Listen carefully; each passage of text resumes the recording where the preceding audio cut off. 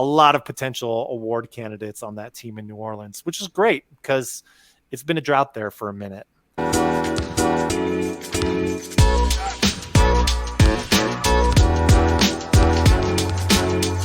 Welcome to another episode of Hoopsology. I am joined by my partner in podcasting, as always, Mr. Justin Goodrum. Justin, how you doing?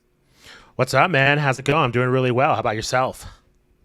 Doing great, thank you. Really excited for episodes like this. Always, I love the prediction stuff, the projection type of stuff, and that's exactly what we have for you guys today in our NBA regular season awards predictions for this year. Now, the season has tipped off, but we're like 2 nights in as of recording this podcast, so I don't think it's cheating too much if we still give you guys our regular season Better awards. late than never. So I'm saying, we hit the shot at the buzzer. We're on time here. Justin, we got a lot to cover, so I know I'm kind of rushing this intro, but I want to get into it. Sure. A lot of awards to cover, a lot of thoughts to cover. And want to let you guys know, you'll hear some odds mentioned in this podcast. We got ours from bovadasportsbook.com. Of course, there's a lot of places that you can look to get those odds, but just giving you guys a heads up. We're going to go ahead and jump in. And I want to start with the big kahuna, the big daddy of them all, the NBA MVP. So we're just ripping that Band-Aid off right away. And the top 5 consensus at the start of the season seems to be Luka Doncic, Joel Embiid, Giannis Antetokounmpo, Kevin Durant, and Nikola Jokic, which would be a three-peat for Jokic. He was the award winner last year. Justin, we'll start with you. Who do you like for MVP this year?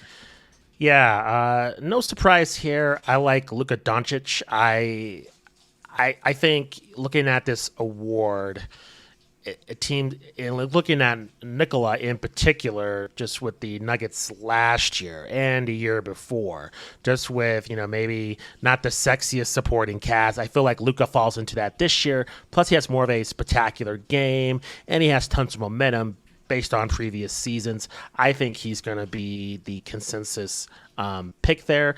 I know Christian Wood makes a nice addition to the Mavs. He played particularly well against the Suns in the season openers. So for me, I just think Luka is just a generational talent.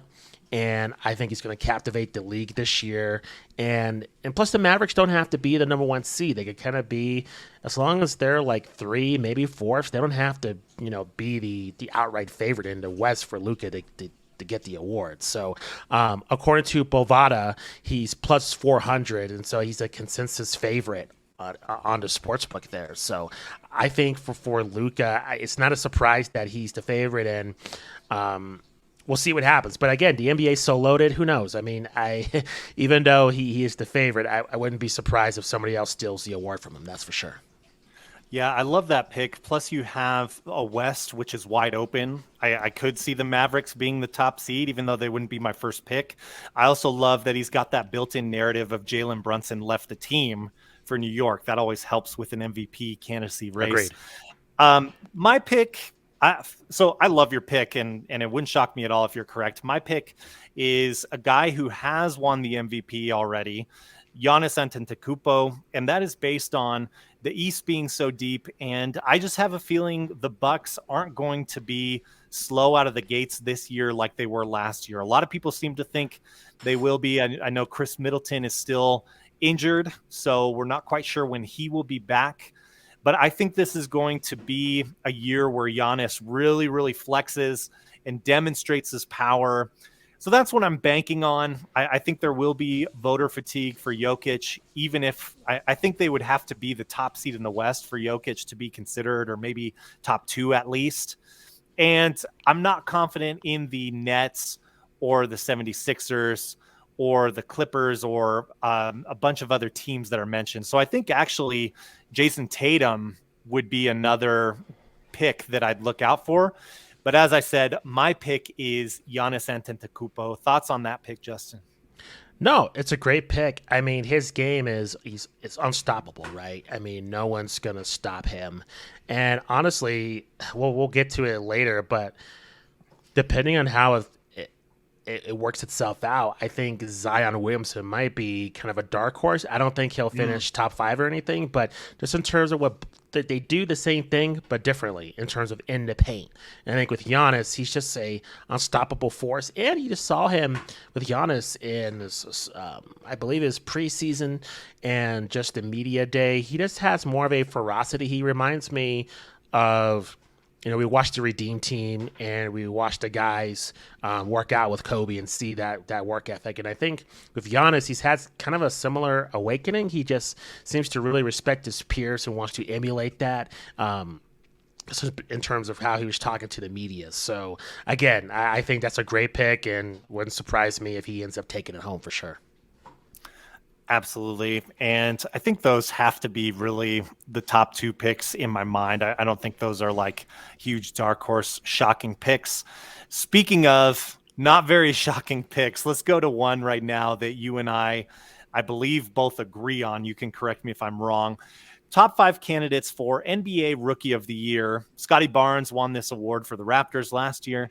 Top five candidates this year seem to be Paolo Banchero, Keegan Murray of the Sacramento Kings, Jaden Ivey of the Pistons, Jabari Smith Jr. of the Rockets, and Benedict Mathurin of the Pacers.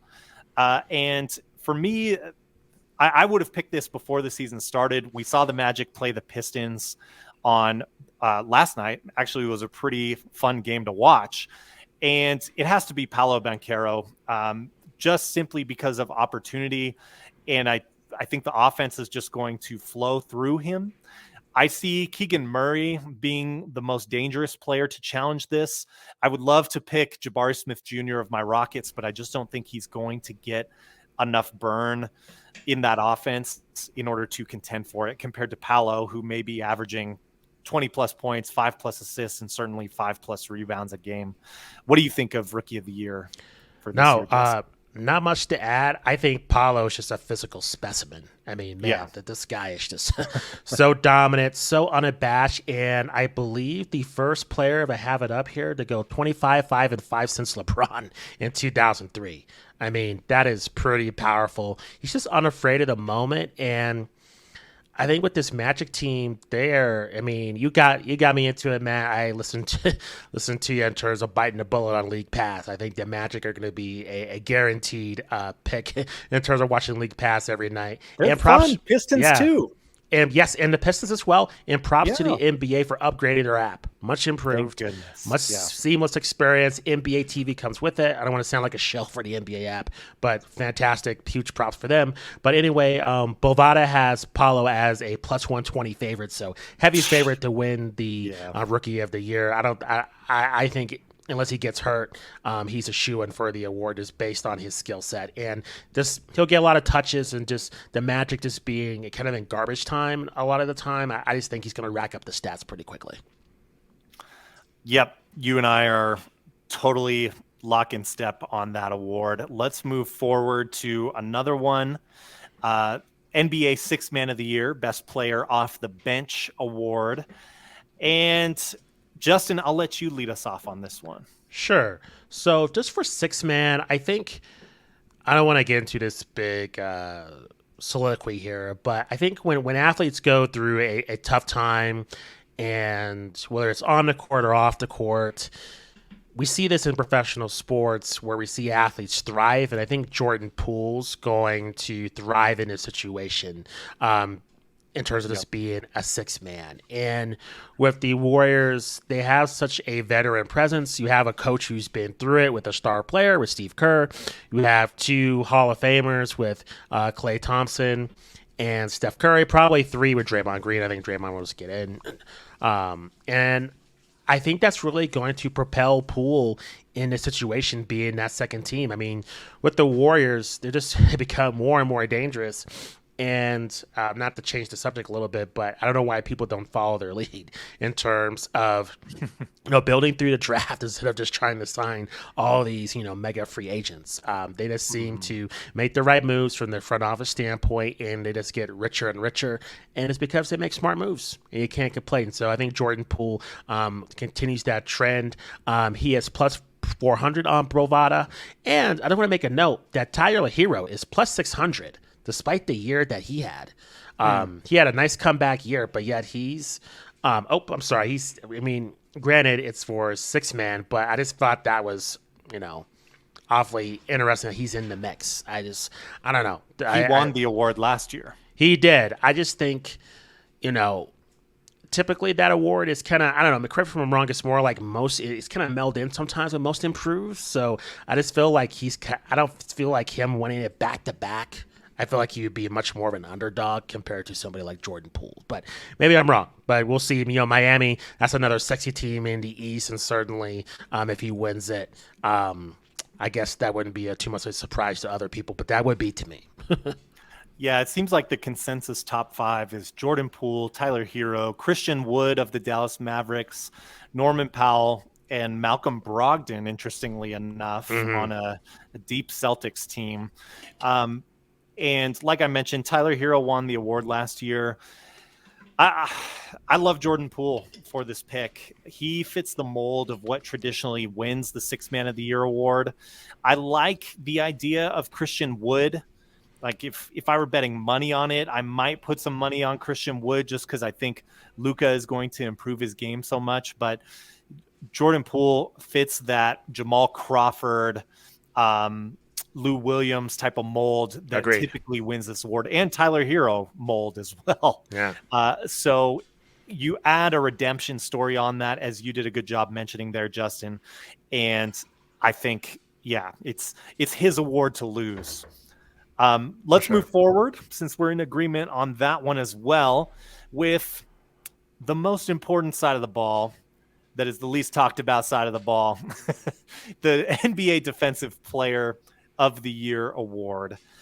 Last year, Marcus Smart won this award. First time in a while that a non-center won this award. And you wonder if there's going to be some Celtics fatigue, because Robert Williams, aka Time Lord, was also, you know, a top contender for this award last year and is one of the seemingly top five consensus players to win this award this year.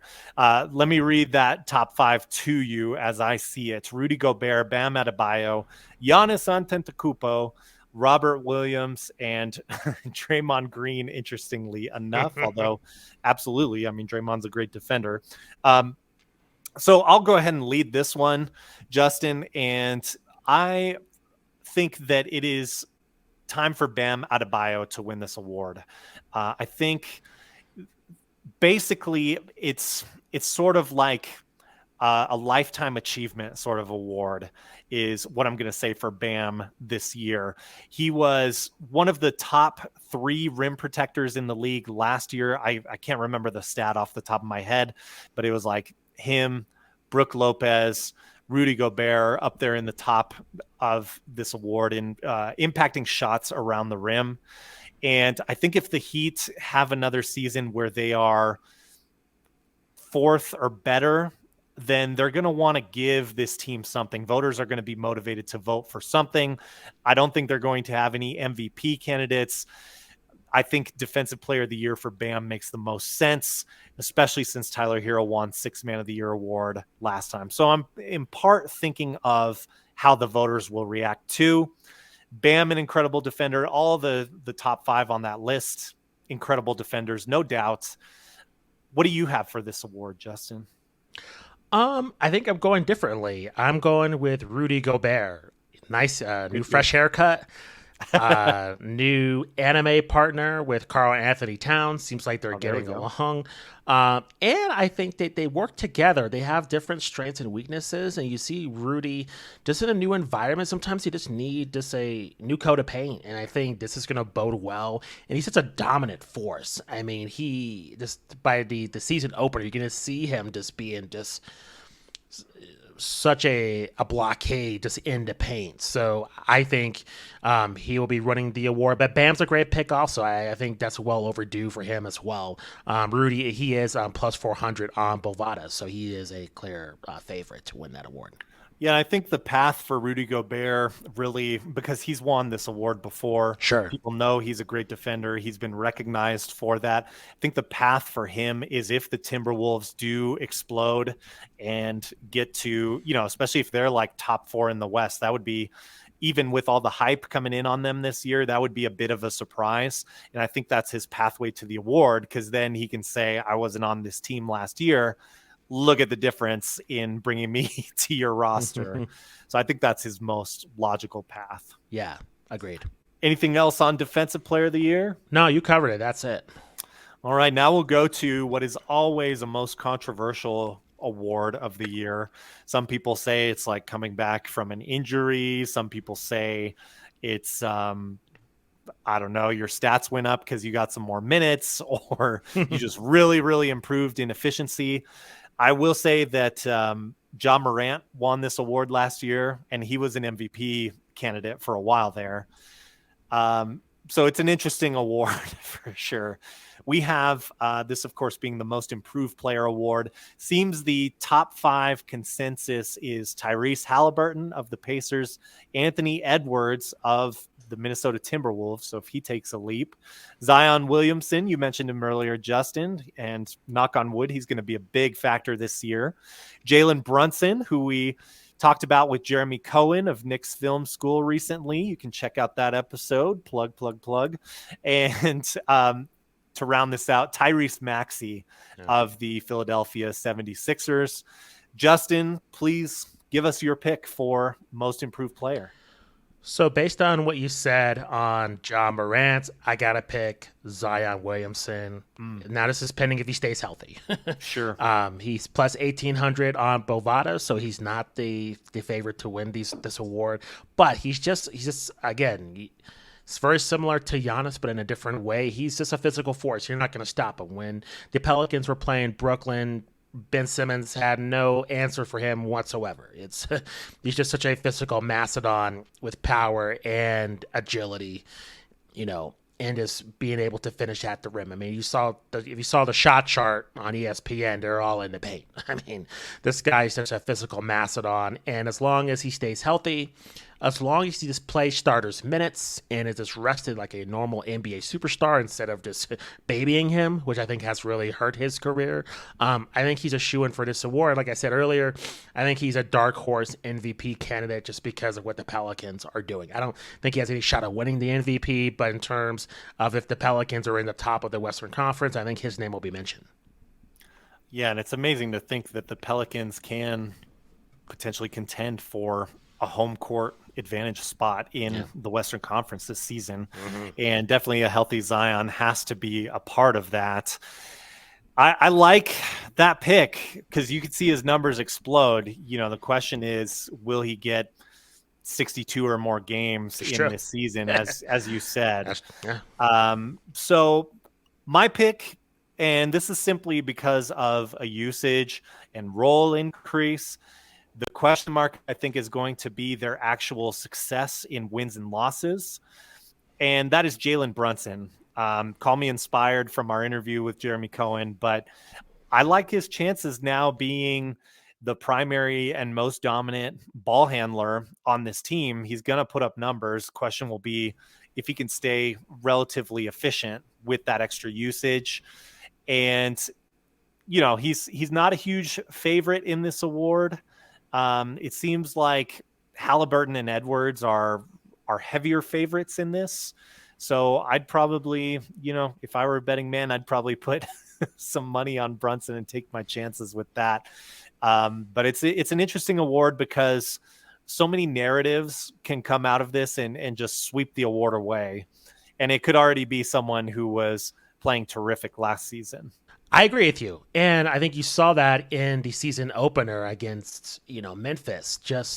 He was crazy efficient, no turnovers. And I think he just, brought in just a new sense of calmness for the Knicks. Just like, hey, this guy's 30. And I think I think it's going to be interesting with the Knicks because, I know with Jeremy, he was kind of knocking Tibbs in terms of coaching decisions, but maybe I'm biased. But I just think with his time at the Bulls, with Tibbs, he always brings that defensive ferocity that, don't turn over the ball, play hard every night. And I think with Jalen Brunson bringing that, consistency and that stability, I think with the Knicks could surprise some people within the East in terms of, being a top 6 seed as a surprise there. And that does happen. I think Jalen Brunson's going to have a lot to do with that. And I think you might be right, Matt. He might be, sneak in and get that award. Yeah. Yeah. So you can see a pathway, and everyone listed in that sort of consensus top 5. There's a pathway there. I mean, also for Maxey, I Yeah. like that as well, because I don't have much faith in the 76ers. That could be my James Harden bias, but if the 76ers get in the very top, like in the top 3 in the East, Maxey's going to be a huge part of that. And that will be pretty significant improvement from last year. And I kind of like the argument for him a little bit better than like Zion, who we know if he's healthy, he puts up stats. You know what I mean? Not that Zion's a bad pick. Certainly I could see that happening, but sort of more in a comeback player kind of fashion. So anyway, we got 2 more awards to get to. And these are award winners that do not put on jerseys. The next group typically wears, it's all over the place now. It's polos, it's suits, sometimes it's track suits. Really? Who's wearing a suit now as a coach? I don't know. I'm not curious. many. It's kind of polos now, right? I kind of miss the suits, to be honest, but maybe I'm just too old school. We're talking, of course, about Coach of the Year awards. Last year, Monty Williams won this award for the Phoenix Suns. Rightfully so, because keep in mind, this is the regular season awards. So forget about what happened against the Mavericks last postseason. We have several, like the top 5 consensus, which really I feel this is all over the place. So top 5 consensus favorites seem to be Steve Kerr. Interesting. Wow. Just won the title. Chris Finch from the Timberwolves. You could definitely see that if the Timberwolves surprise people. Not a historically great franchise. In plus 900 on Bovada. Yeah. Gotcha. Taylor Jenkins from Memphis. That would be, I think, in part an award for him from what they accomplished last year, too, bearing that in mind, because they're such a surprise. Ty Lue of the Clippers, if the Clippers are resurrected this year.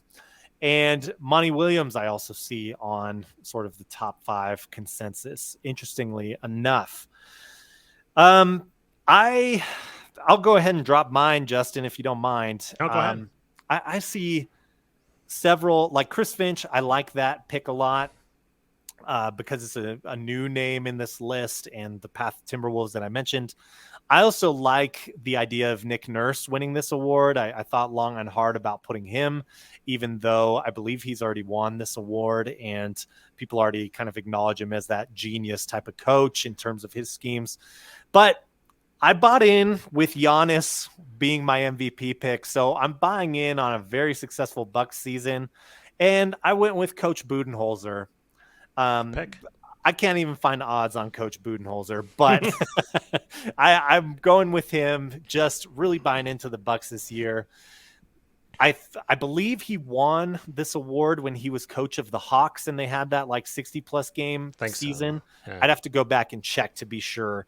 He was definitely one of the top picks there. He's one of Popovich's guys. There may be voter fatigue, and voters – the narrative on Coach Bud is like, what is this guy doing in the postseason? Or like he's terrible in his rotation. So there might be a little bit too much snootiness, but I think if they're a top 2 seed in the East, he's going to get a lot of consideration. Anyway, that's enough about Coach Bud. What are your thoughts, Justin? No, I agree with you. I think especially if they have 60 wins, I think he's going to be a real contender for that award. So it could be tied hand in hand with Giannis going for MVP if the Bucks turn out to be that clear consensus favorite within the Eastern Conference, which it may be. I mean, you take a look at a lot of the teams that they're very unstable, besides the Bucks. I mean, they've been consistent through over the years here. So I think your prediction it has a good chance of coming true. Yeah, we'll see what happens. Who do you got for coach of the year? I have Willie Green of the New Orleans Pelicans, Nice. plus 1,500. But I think the Pelicans have just been rising. And again, with Brandon Ingram, I mean, really, he doesn't get that much. He gets love, but not that much love in terms of being like an elite player in the league. And I think, with the return of Zion, I mean, the Pelicans are right there. They are a sexy, sexy dark horse team, heading, in terms of being in the playoffs. And I think, again, if they get that top 5 seed, I think Willie Green is a shoe in for that award. He is also seemingly very well liked and respected Yeah. around the league. Like a lot of people really happy for him, seemingly rooting for him, former player, Mm-hmm. has all that going for him. So I really love that pick too. Um, let's go ahead and move on to an award that's not talked about a whole lot, but hey, it's the last one we got and we figured we'd throw it in here anyway. Now, these executives probably the highest chance here of wearing suits out of all these awards Agreed. here. Yes. So Yeah. this, of Except course, is Mark the. Cuban. Yeah. Oh, that's right. That's a good point. Um, Even though he's the owner, but, maybe his guys beneath him. But he's got a T-shirt. His executive definitely has a suit or a polo at least. yeah. Um, so executive of the year award last year, this went to Zach Kleiman, who is the GM of the Memphis Grizzlies. So makes obvious sense. Built that young, talented roster that netted the 2 seed last year in the playoffs in the Western Conference. And you can go, this is sort of a little bit more clear than most improved player, but you can go a lot of ways with this award. Justin, we're going to lead off with you. Who do you have as your executive of the year? Yeah, not much here. I think this pick is similar to with the Pelicans. I'm gonna go with Kobe Altman with the Cavaliers. I just think with Mm-hmm. Donovan Mitchell, that team's been rising throughout the last few years with their draft picks. I really liked him. I just think it speaks to just the depth of the league. Quite frankly, there's just so many teams. I mean, it's rare to mention a team that is absolute garbage and just just doing a terrible job. I think when we're growing up in the '90s, you could probably mention like 10, 11 teams, probably more than that were just outright trash and had like no shot of really doing anything. But now, a bunch of teams. I think Detroit. I mean, that's another Yeah. team. If they perform well, I think.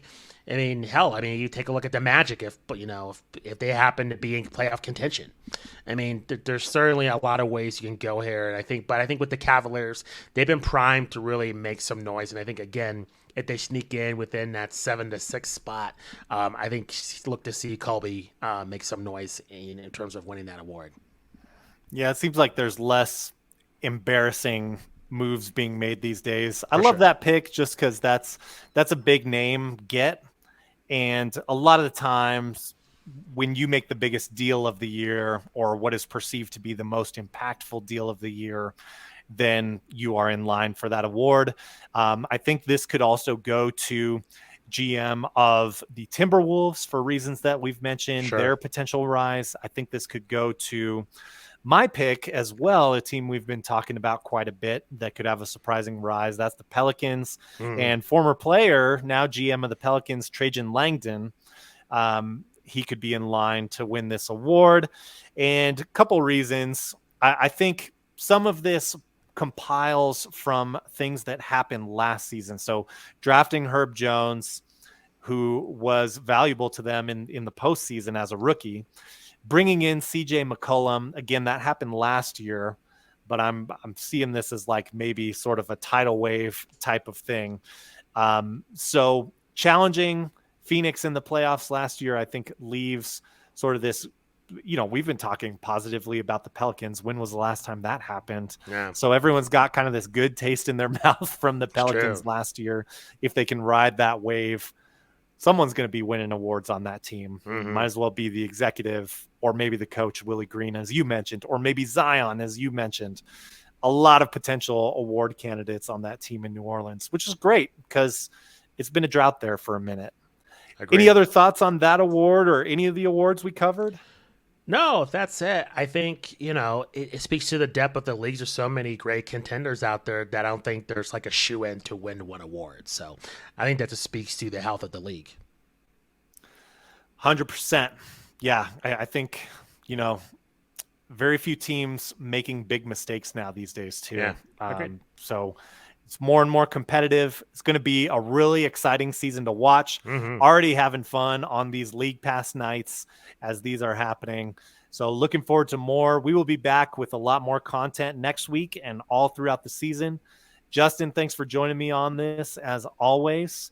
You guys listening, thank you for supporting the show and tuning in. We appreciate you all. Let us know if you're looking on YouTube or if you want to hit us up on social media or our email, hoopsologypod@gmail.com. Let us know your award picks and your thoughts on this. We got to get out of here.